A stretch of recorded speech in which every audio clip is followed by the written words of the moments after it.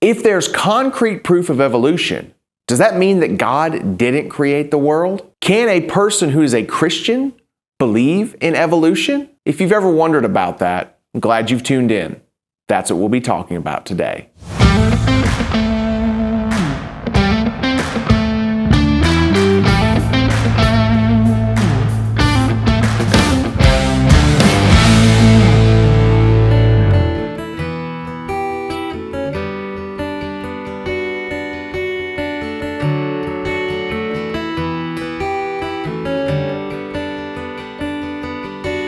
So here it is, my alabaster heart. I'm keeping nothing back from who you are. No hidden treasure veiled by key or lock. You're a lifetime worth of worship, and it's only just the start. So here it is, my every waking day. The minutes, hours, the years of endless praise. For you're worthy far beyond all I could say. There's a lifetime worth of worship in the nuance of your name. So let it rise like incense, my whole life, fragrance, every ounce, here broken at your feet. In every breath and offering, my heart cries, these lungs sing over you, oh my worthy King, King.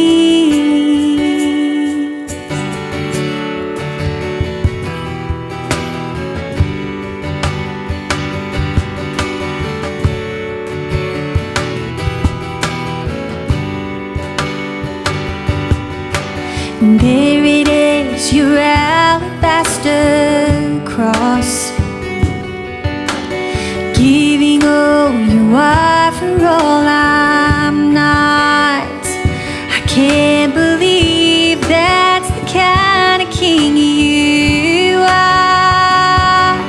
How could I not bring a lifetime worth of worship to you, God? So let it rise like incense, my whole life, a fragrance, every ounce, here broken at your feet. In every breath and offering, my heart cries, these lungs sing over you, oh my worthy King, King. So let it rise, so let it rise like incense, my whole life, a fragrance, every ounce, here broken at your feet. In every breath and offering, my heart cries, these lungs sing over you, oh my worthy King, King, so worthy you are.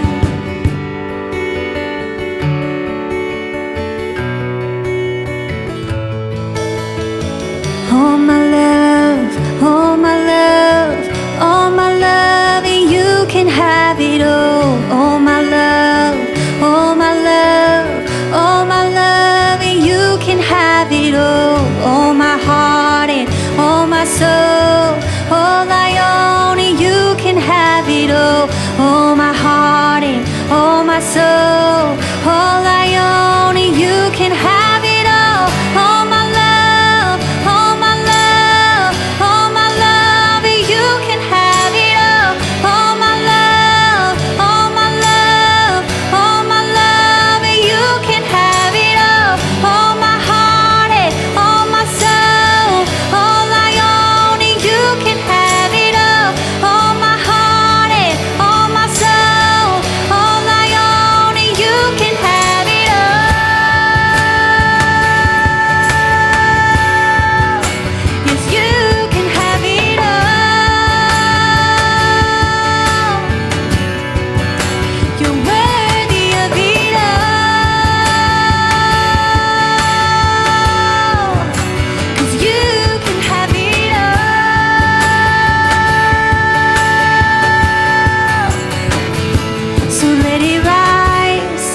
like incense, my whole life, a fragrance, every ounce, here broken at your feet.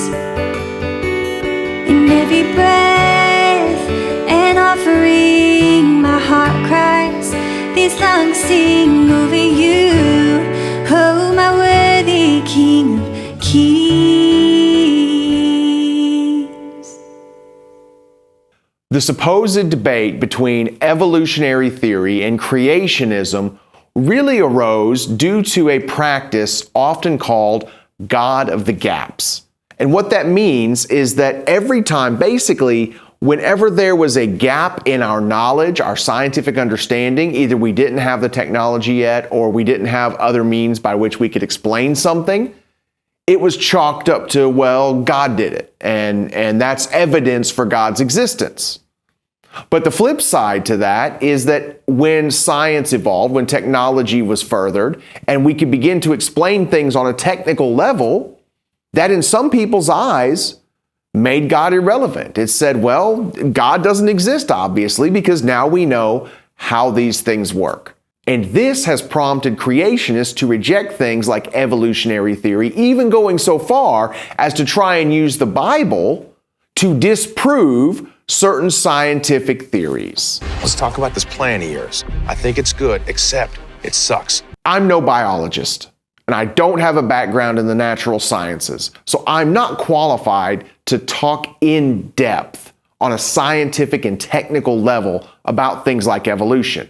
But I do think that these arguments, as I mentioned in last week's video, they start in the wrong place.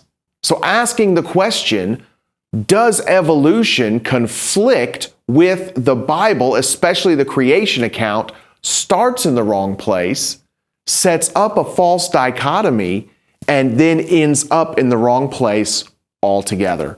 For me, the discussion is not whether or not evolutionary theory and the Bible contradict each other, or even whether or not a Christian can believe in evolution. The question is really one about intention.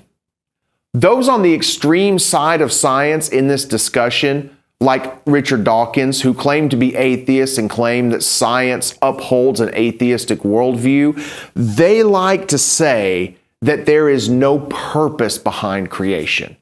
And just a side note, while many people on that side say that to be intellectual, the only natural conclusion, and to be scientific, the only natural conclusion is atheism, that's just false.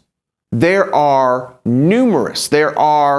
countless numbers of people who are both very intellectual and very scientific, who are also people of deep faith in God, people who believe that exploring science and creation leads you to a deeper appreciation for and understanding of God overall. The argument, however, that finding out the how of evolution completely invalidates the why, to me, is not a good argument. See, I believe firmly that God created us with intention. God created us with that question of why inherently built into creation. Atheistic evolutionists will say that evolution has no intention, it is all random, it's all chance, and that's just the way things go. We don't believe that. While there is a degree that God gives creation latitude to adapt, to change, yes, to evolve, there is always, however, that intentional involvement by God. The world, the universe, and everything in it was created intentionally. And that is something that is one of the pillars of the Christian faith, that God created with intention. The next thing you have to consider is that if evolution is the tool, it is the mechanism that God put in place for creation to further itself, the complexity of the tool or the mechanism, the more you discover about it, in no way diminishes the role of the designer. It in no way diminishes God's creative role. If anything, for me, the more complexity we see in creation, the more grand and glorious the scheme is that God has put into place.